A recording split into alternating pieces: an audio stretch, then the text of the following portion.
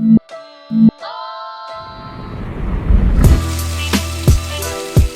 a little chilly, about room temperature, maybe a little less.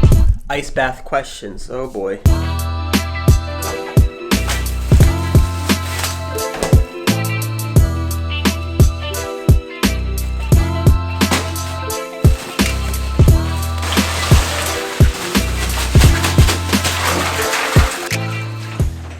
I don't know if this is enough ice.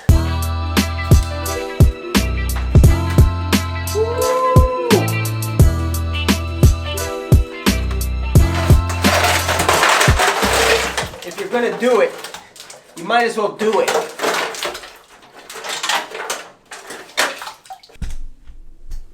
Alright, I guess that's good enough. That's the best it's gonna get. I'm shooting for 20 minutes, 7 o'clock on the dot. Let's go. Begin. Well, I didn't get in yet. Oh! Just do it.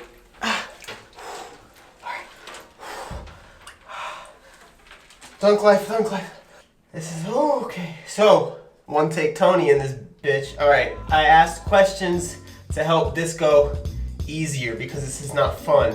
Oh, shout out to my own photography account, Celi Media. I've been posting to that every day. It's been a lot of fun creativity-wise, so if you're interested. All right, questions, what's up? It's not that cold, I'm kind of mad. I asked a question on Instagram, on Twitter, both Instagrams. I have like 3, but you know.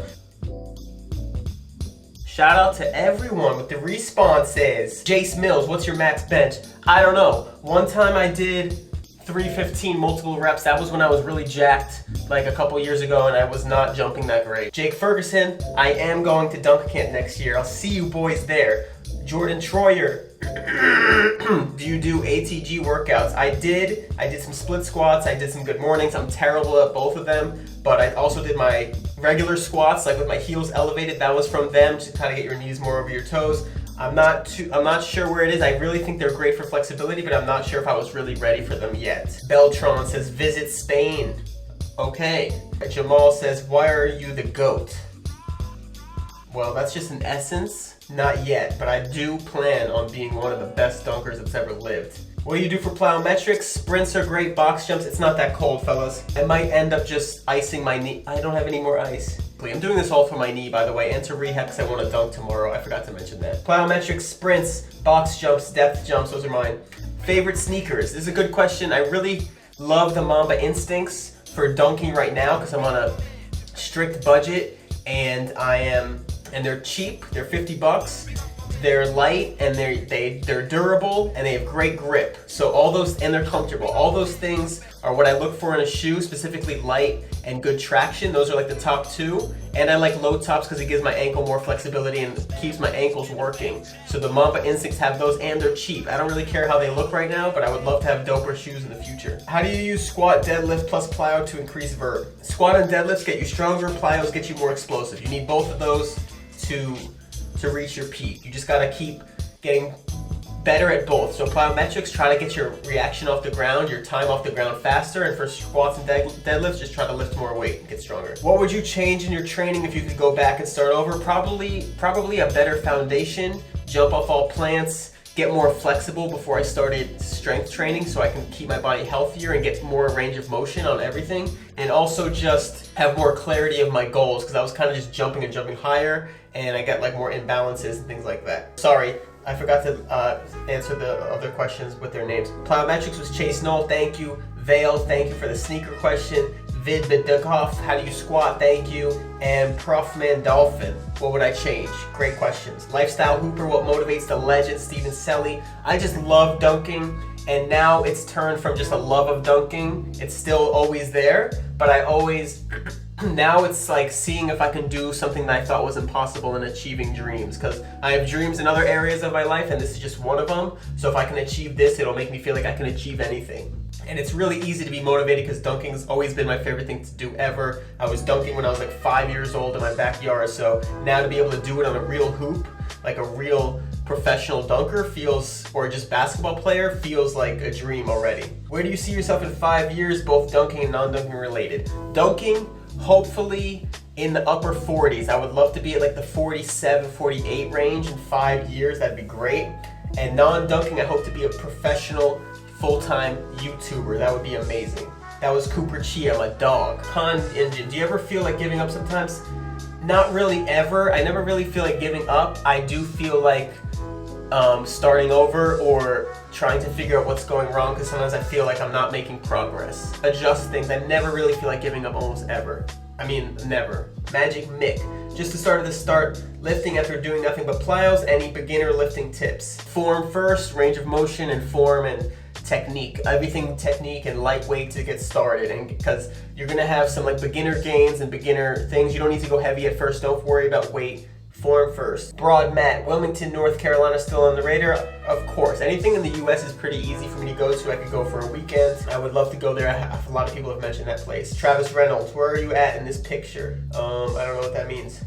I'm here. Progressive baller, what do you do to push yourself through the bad dunk days? If you're having a bad dunk days, just find some little thing to work on. So whether it's like, even if you're jumping really bad, try to do something that you normally do on a good day and just have that motivation to try to land that on a bad day. Because if you're able to land that on a bad day, it'll give you confidence when you have another good day. Be like, man, even on my worst day, I was able to do this much at least. Corey Dunks. What age did you first touch the rim? How tall were you? I was 18, I believe, and I was 5'10", same height. Have you ever crossed your mind that you peaked your vertical potential? Daniel Buracek.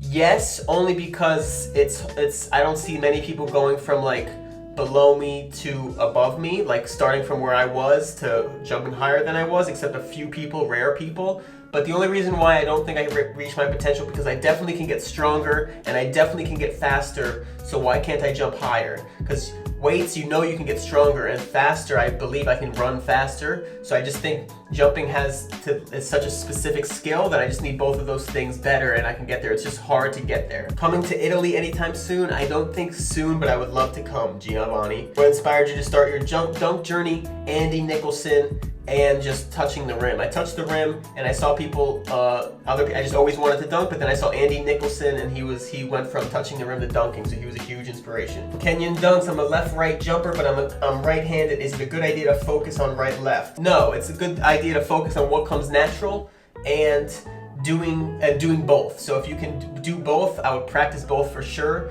Don't limit yourself, and also just try to do what comes natural and focus on technique first. Jumpers knee recovery tips: rest until the pain subsides and then start to do some range of motion, like isometric type things where you just like make the muscle work without having to put like pressure on the tendon. I did isometrics in my latest videos, you can check those out. You have a wish? Choose your ideal height. No, 5'10". What do you inject in your quads? Straight sweet potatoes. How do you avoid injuries? This is Carlston now. Sorry if I forgot a few people. Inject your quads was King Lincoln. How do you avoid injuries jumping on a regular basis? How do you avoid injuries? Being strong helps a lot. So when you have muscle in your legs, that takes some load off of your tendons. And you really gotta rest when you need to, because when you're lack of sleep and your body's tired, that's a big cause of a lot of injuries. So don't overdo it. Try to stay in that money phase where you're adding the right stress to cause the right stimulus, but you don't want to overdo it, and that's when always injuries happen, when you overdo something. What's the hardest thing you've ever overcome? Scott O'Neill. Probably injuries, coming back from injuries. When I so far in my dunk journey, it was when I hurt my groin. I gained a lot of weight and I didn't know it at the time because I was still lifting and I was still playing basketball, but I wasn't going full high intensity, so I gained a lot of weight and I had to shed that weight, come back. It was like an 8-month process of like gaining the weight and dropping it. That was the hardest in the dunk career. Other than that, probably just trying to figure my life out and live my dream is the hardest thing I'm trying to overcome right now. Most difficult dunk was definitely the between the legs, but I haven't hit it on 10 feet yet. So that's halfway through. It's not that cold. I'm gonna ice my knee after this. I'm gonna let it sit for 20 minutes, but I'm gonna go ice my knee after this. Alright, Westbrook is love on Twitter. Having jump sessions twice a week, haven't been strength training.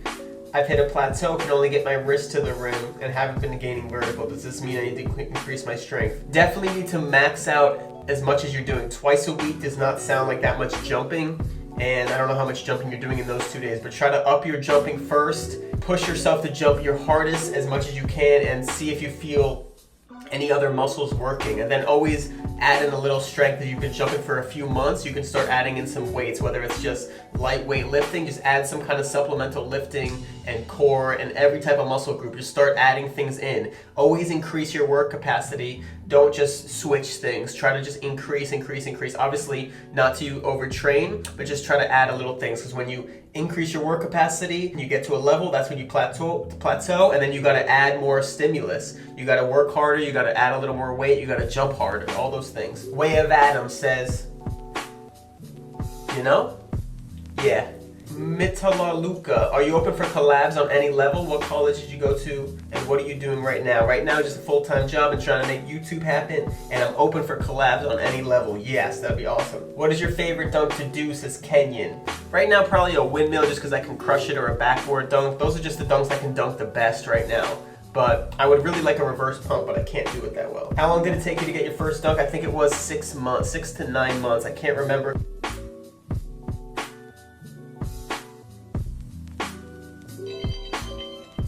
Alright, not bad. Thank you for your questions. Yeah, I'm gonna see if I can dunk tomorrow. If not, I'm gonna try to do some low impact stuff to cut me up, because I need to stay explosive, and I need to lose some of this mass. Feeling good though. Dunk weekend, dunking Saturday with a bunch of the boys. Zeus, Barth, Isaiah, Dylan, I forget who else. But the ATG fam too. Let's go!